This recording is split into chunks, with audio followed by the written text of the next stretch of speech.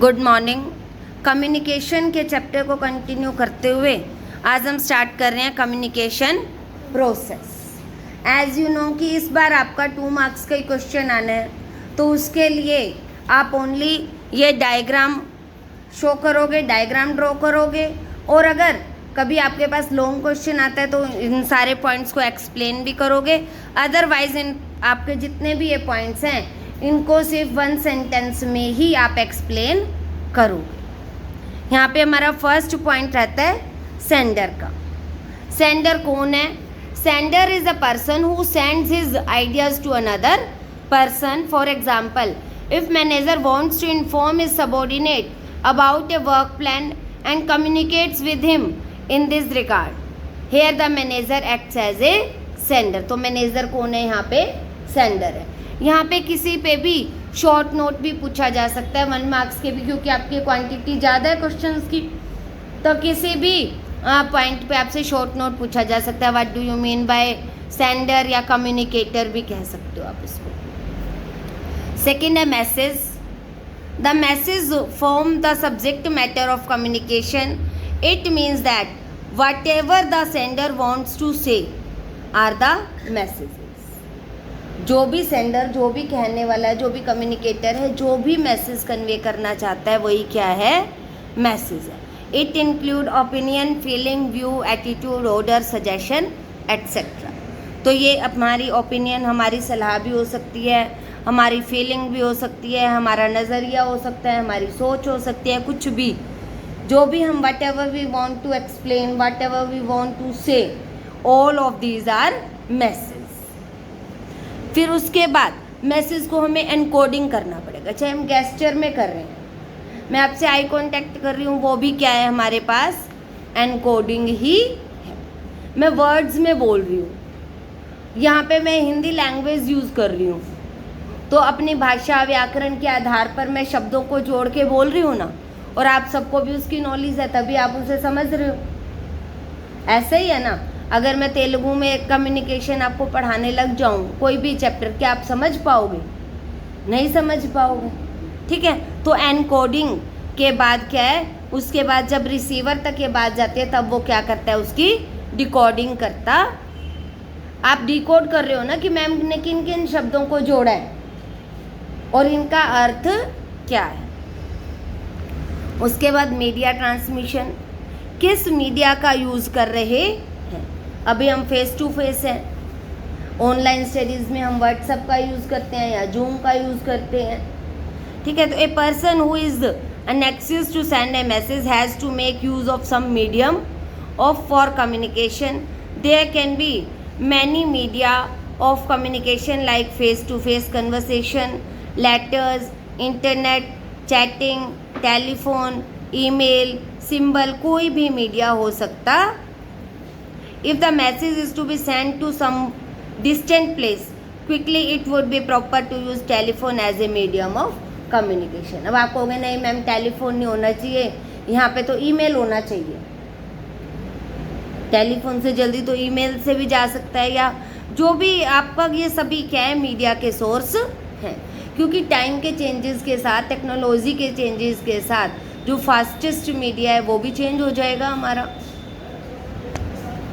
During the transmission of a message it is very important to keep the media of transmission free from noise. ये जो media है वो noise free होना चाहिए, मतलब कि वहाँ पे कोई हिंड्रेंस, कोई बीच बीच में प्रॉब्लम्स नहीं होनी चाहिए।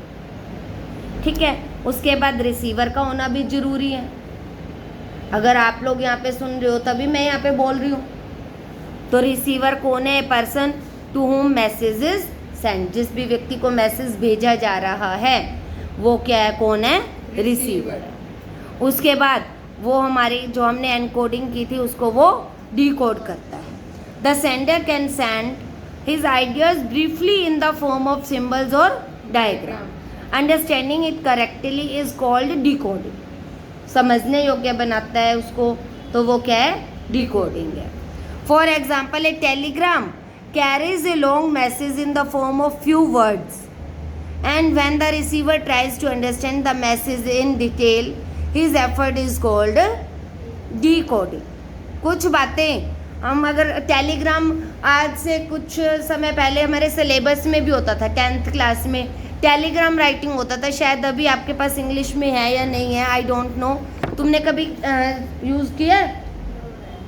तो टेलीग्राम में क्या होता था, हमें एक डिटेल्ड मैसेज दे दिया जाता था और कहा जाता था कि you have to frame the telegram.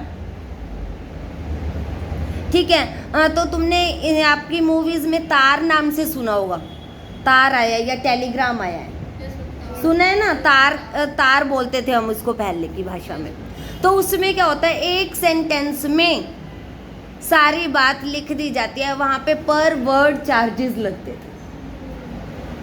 ठीक है, कम सून फादर सीरियस, मतलब कि वहाँ पे ग्रामर को वर्ब वगैरह को इतना वो नहीं दिया जाता था, सिर्फ जो मैसेज है। अब 4 वर्ड्स में 2 सेंटेंस कंप्लीट हो गए ना, अदरवाइज क्या लिखते कि किसी मेजर के पास या फौज में कहीं पे भी आर्मी में हम लेटर भेज रहे हैं कि your father is very serious, please come soon, if you want to meet her please, doctor said something.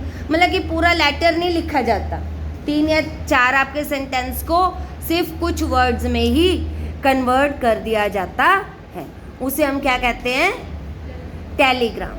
तो उसको समझने के लिए डिकोडिंग तो करनी ही पड़ेगी और लैंग्वेज भी जानी पहचानी होनी चाहिए। Feedback is a signal pointing out to what extent the receiver has really received and understood the sender's message correctly, कि सुनने वाले ने मैसेज को करेक्टली उसी भाव से सुना और समझा है या नहीं समझा है, अदरवाइज कोई फ़ायदा ही नहीं है फिर। अब मैं आपके सामने कुछ भी एक्सप्लेन कर रही हूँ तो आपके आई कॉन्टेक्ट से मैं ये एस्टिमेट लगा सकती हूँ ना कि कुछ स्टूडेंट्स तो ऐसा रेस्पॉन्स देंगे, आइज उनकी बता रही हैं कि यस मैम हमें समझ में आ रहा है, लेकिन कुछ स्टूडेंट्स के एक्सप्रेशन जो ब्लैंक लेके बैठे रहते हैं या एक दूसरे से कन्वर्स कर रहे हैं, कुछ भी कर रहे हैं, तो क्लियर है कि वो ढंग से समझ नहीं रहे हैं, तो उनके लिए क्या है, हमारा ये कम्युनिकेशन इनकम्प्लीट है। और यहाँ पे हमने इसे एक्सप्लेन करते हुए एक वर्ड यूज़ किया, नॉइस। नॉइस क्या है? नॉइस किसी भी तरह की डिस्टर्बेंस है।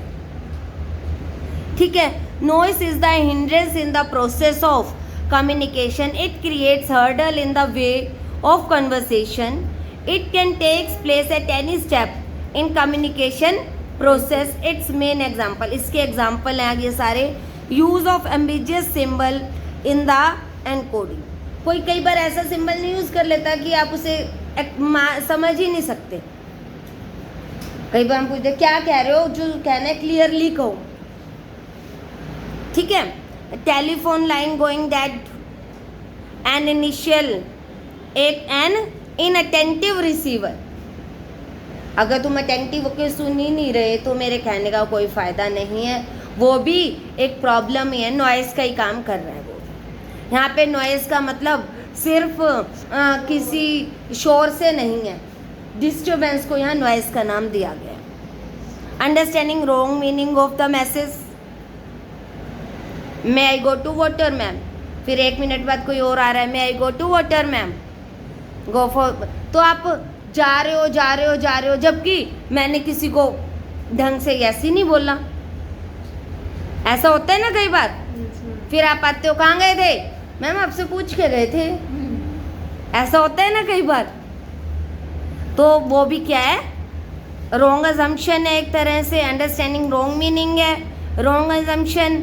English, sending message in English, हमने इंग्लिश में आपको मैसेज कन्वे किया, हमने सोचा कि आपके पास जो रिसीवर है उसे इंग्लिश आती है, अगर उसे इंग्लिश आती नहीं तो ख़राब हो गया हमारा मैसेज। क्रॉसिंग ऑफ व्हीकल, ये एक्चुअल में नॉइस जो आप जर्नल लैंग्वेज में नॉइस समझते हो।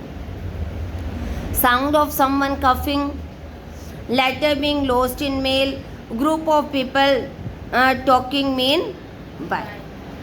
कुछ लोगों ने उसका गलत मतलब निकाल लिया, तो इस तरह कोई भी पॉइंट क्या हो सकता है, नॉइस हो सकता है।